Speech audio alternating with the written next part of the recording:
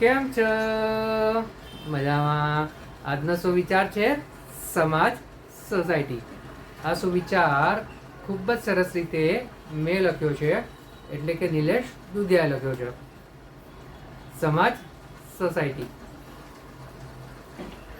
સૌથી પહેલા આપણે પોતાની જાતને પોતાના માટે જવાબદાર બનાવવી પડશે, પછી જ આગળ થતાં આપણે આ સમાજને, આ સોસાયટીને આગળ લઈ જવાની જવાબદારી ઉઠાવી શકીશું. મારા વાલા મિત્રો, આમ તો વાત ખૂબ જ સરળ છે અને આમ વાત ખૂબ જ ગહેરાઈવાળી છે, ઊંડાણવાળી છે. અહીંયા આગળ જવાબદારીના બે અર્થ છે.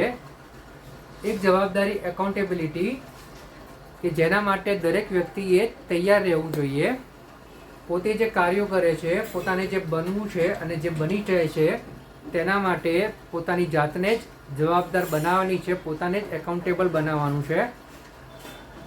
જ્યારે વ્યક્તિ આ એકાઉન્ટેબિલિટીનો ગુણ શીખી જાય છે, પોતાના જીવનમાં ઉતારી દે છે, તો એવું કહી શકાય કે આ વ્યક્તિ આગળ જતાં સમાજની ચેન્જ કરવામાં, સમાજને બદલાવ લાવવામાં જે પણ કોઈ કામ કરવા પડશે તેની જવાબદારી તે ઉઠાવી શકે છે.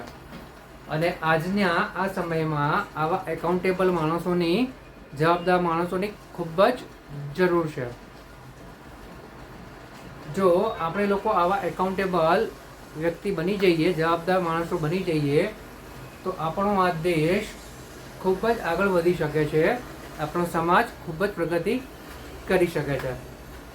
અને આ બધું કરવાની જવાબદારી આપણે ઉઠાવી શકીએ ફક્ત ત્યારે જ કે જો સૌથી પહેલાં આપણે આપણી પોતાની જવાબદારી પોતે એકાઉન્ટેબલ બની જઈએ, તો સમાજની રિસ્પોન્સિબિલિટી પણ આપણે, જવાબદારી પણ આપણે ઉઠાવી શકવામાં સક્ષમ બની શકીએ છીએ.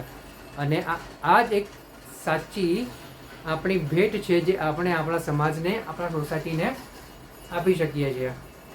Thank you.